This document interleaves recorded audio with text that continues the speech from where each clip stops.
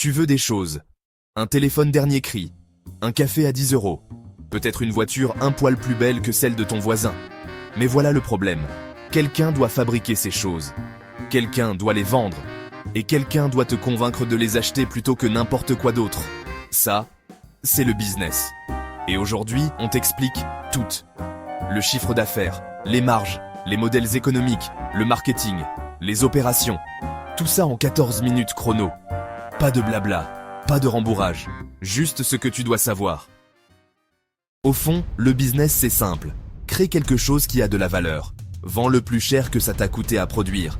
Garde la différence. Cette différence, c'est le profit. Et le profit, c'est la seule raison pour laquelle les entreprises existent. Une entreprise sans profit, c'est une association, ou un hobby, ou la faillite. Toute entreprise, quelle que soit sa taille, suit la même formule magique. Chiffre d'affaires moins coût égale profit. Le chiffre d'affaires, c'est tout l'argent qui rentre. Les coûts, c'est tout ce que tu dépenses. Matières premières, salaire, loyer, marketing, impôts.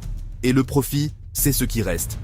Ça paraît simple, sauf qu'il existe des milliers de façons de générer des revenus et des milliers de façons de les brûler. Le chiffre d'affaires, c'est combien une entreprise encaisse en vendant ses produits ou services. Attention, c'est pas le profit. Apple a réalisé 391 milliards de dollars de chiffre d'affaires en 2024. Pas de profit. Juste de l'argent qui rentre des ventes d'iPhone, de Macs et de services. Amazon, 575 milliards en 2023. Toujours pas du profit, juste du volume de vente. Maintenant, la façon dont une entreprise génère ce chiffre d'affaires dépend entièrement de son modèle économique. Et il en existe plusieurs. Modèle numéro 1, B2C, Business to Consumer. L'entreprise vend directement aux particuliers. C'est toi, le client. Apple, Amazon, Netflix, ton café du coin, tous font du B2C. Cycle de vente court, tu décides vite. Panier moyen modeste. Et une dépendance forte au marketing et à la marque. Modèle numéro 2, B2B, Business to Business. Là, l'entreprise vend à d'autres entreprises. Salesforce vend des logiciels aux boîtes. Boeing vend des avions aux compagnies aériennes. Cycle de vente long, parfois des mois, voire des années. Contrat en millions, relations humaines au cœur du deal. Modèle numéro 3, abonnement. Le client paie une somme fixe chaque mois pour accéder au service. Netflix, Spotify, Adobe Creative Cloud. La puissance de l'abonnement ? Des revenus prévisibles. Tu sais exactement combien d'argent rentre chaque mois. Les entreprises par abonnement ont cru 5 plus vite que le S&P 500 sur la dernière décennie. Modèle numéro 4. Marketplace. L'entreprise ne vend rien elle-même. Elle met en relation acheteurs et vendeurs et prend une commission. Airbnb, Uber, Etsy, eBay. Revenus. Des commissions de 10 à 30% par transaction, plus de la pub. Modèle numéro 5. Freemium. Tu offres le produit de base gratuitement. Les fonctionnalités premium sont payantes. Spotify gratuit avec pub, premium sans.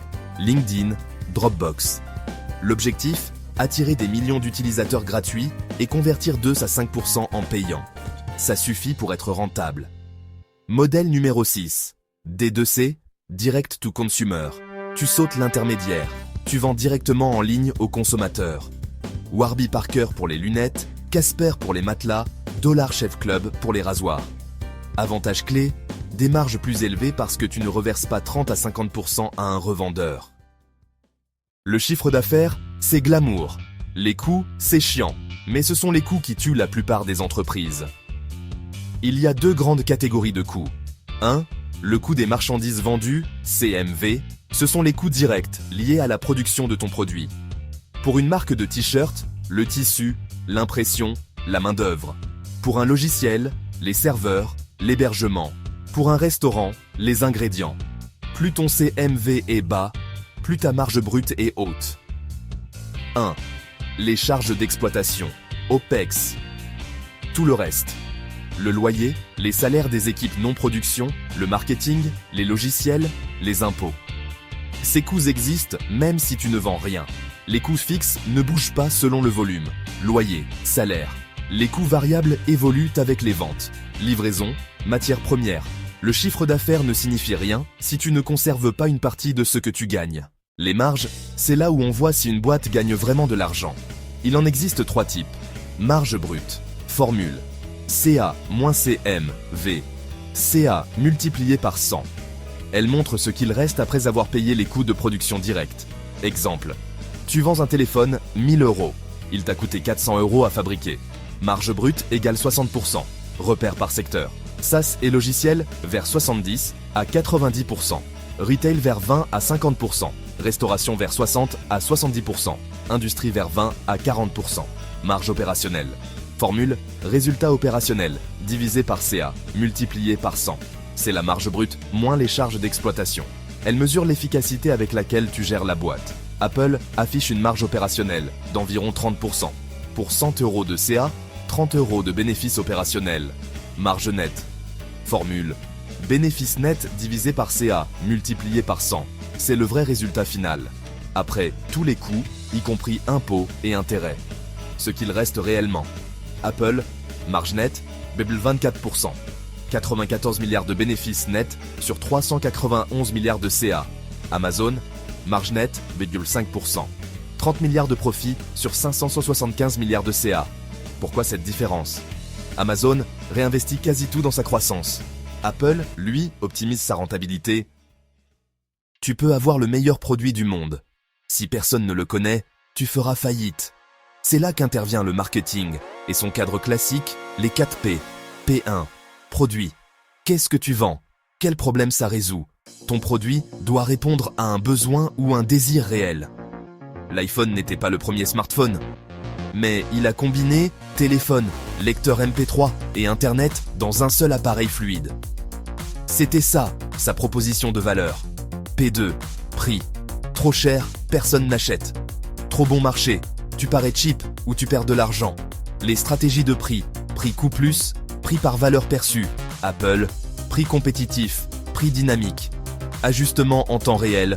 Uber, compagnie aérienne. Les entreprises utilisant la tarification dynamique ont augmenté leurs revenus de 5% en moyenne selon McKinsey. P3. Place, distribution. Où tes clients achètent-ils ton produit? Magasin physique, e-commerce, marketplace, vente directe en ligne? La distribution impacte directement tes marges. Passer par un revendeur, c'est lui reverser 30 à 50% du prix de vente.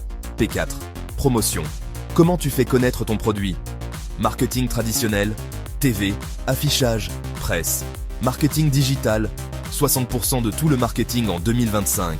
Publicité sur les réseaux sociaux, Instagram, TikTok, Facebook, Google Ads, pay-per-click, content marketing, blog, vidéo, SEO, partenariat influenceur, email marketing. Dollar Shave Club a lancé avec une seule vidéo YouTube. Budget 4 500 $. Résultat, 12 000 commandes en 48 heures et un rachat par Unilever pour $1 milliard. Le marketing ramène les clients. Les opérations, elles, livrent le produit. Et si ça foire à ce stade, tout s'effondre. La chaîne d'approvisionnement. C'est le parcours complet des matières premières jusqu'au client final. Pour un t-shirt, le coton en Inde, le tissu au Bangladesh, l'impression au Vietnam, le stockage aux États-Unis, la livraison chez toi. Chaque étape coûte de l'argent. Plus ta chaîne est efficace, plus ta marge est haute. Amazon a construit la chaîne logistique la plus efficace de l'histoire. Entrepôt partout, livraison le jour même. La logistique est devenue son arme concurrentielle. Gestion des stocks. Trop de stocks égale de l'argent immobilisé dans des produits qui ne se vendent pas. Trop peu de stock égale commandes impossibles à honorer. Vente perdue. Le juste à temps, JAT, popularisé par Toyota, consiste à ne commander que ce dont on a besoin, quand on en a besoin. Moins de gaspillage, plus d'efficacité. CAC, coût d'acquisition. Client. Combien dépenses-tu pour obtenir un nouveau client? Formule. Total des dépenses marketing divisé par nombre de nouveaux clients. Tu dépenses 10 000 € en pub et tu obtiens 200 clients. CAC égale 50 €. LTV. Valeur, vie client. Combien d'argent un client génère-t-il sur toute la durée de sa relation avec toi? Formule. Valeur moyenne d'achat multipliée par fréquence d'achat multipliée par durée de la relation. Un abonné Netflix à 15 € mois pendant 3 ans génère une LTV de 540 €. La règle d'or, la LTV doit être au moins 3 fois supérieure au CAC. Si acquérir un client te coûte 50 €, il doit te rapporter au moins 150 €. Toute entreprise commence petite. Celle qui gagne trouve comment grossir. Il existe 4 grandes stratégies. 1. Croissance organique, vendre plus aux clients existants ou en attirer de nouveaux via le marketing. C'est lent mais durable. Pas de dette, pas de dilution. 1. Levée de fonds. Prendre de l'argent d'investisseurs, capital risque, private equity, pour croître plus vite. Uber a levé 24 milliards de dollars avant son introduction en bourse, pour s'étendre mondialement et casser les prix. La contrepartie, tu cèdes des parts de ta boîte, tu gardes moins de contrôle. 1. Acquisition. Acheter d'autres entreprises pour accélérer ta croissance. Facebook a racheté Instagram pour 1 milliard de dollars en 2012. Instagram génère aujourd'hui plus de 50 milliards par an pour Meta. 1. Franchise. Tu laisses d'autres entrepreneurs ouvrir des points de vente sous ta marque. Ils perdent une redevance. Toi, tu collectes et tu protèges la marque. McDonald's, 40 000 restaurants dans le monde. 95% sont des franchises. McDonald's ne les gère pas. Il encaisse juste les frais. Maintenant, voyons comment tout ça s'applique aux 2 plus grandes entreprises du monde. Apple, chiffre clé, chiffre d'affaires 2024, 391 milliards de dollars. Bénéfice net, 94 milliards. Marge nette, 24%. Modèle, B2C avec tarification premium, vente directe via Apple Store et site web. Répartition des revenus. iPhone, 200 milliards vers 51% du CA. Service, App Store, iCloud, Apple Music, 96 milliards vers 25%. Mac, iPad, Wearable, 95 milliards vers 24%. Pourquoi il domine? Fidélité à la marque exceptionnellement forte, marges élevées grâce au pricing premium. Effet d'écosystème, un iPhone t'amène vers AirPods, Apple Watch, iCloud. Une fois dans l'écosystème Apple, en sortir est une vraie douleur. C'est ce qu'on appelle le lock-in. Amazon, chiffre clé, chiffre d'affaires 2023, 575 milliards de dollars. Bénéfice net, 30 milliards. Marge nette, 0,5%. Modèle, marketplace pour vendeurs tiers, vente directe B2C, abonnement Prime et cloud B2B via AWS. Répartition des revenus, e-commerce, 390 milliards. Amazon Web Services, AWS, 90 milliards. Publicité, 50 milliards. Abonnement, Prime, 40 milliards. Pourquoi il domine? Réinvestissement total dans la croissance. Entrepôt, tech, logistique. AWS, la division la plus profitable avec 30 à 40% de marge. Prime crée des revenus récurrents et fidélise les clients. Apple optimise le profit. Amazon optimise la croissance. 2 visions opposées, 2 succès colossaux. Alors, qu'est-ce qu'on a appris? Le business consiste à créer de la valeur, à la vendre plus cher qu'elle ne coûte et à garder la différence. C'est le profit. Le chiffre d'affaires provient de la vente de produits ou services. Et il existe des dizaines de modèles pour y arriver. B2C, B2B, abonnement, marketplace, freemium, D2C. Les marges bénéficiaires révèlent si tu gagnes vraiment de l'argent. Brut, opérationnel, net, chacune raconte une partie de l'histoire. Le marketing attire les clients grâce aux 4P, produit, prix, place, promotion. Les opérations livrent la promesse, chaîne d'approvisionnement, stock, CAC, LTV. La croissance passe par 4 voies, organique, levée de fonds, acquisition, franchise.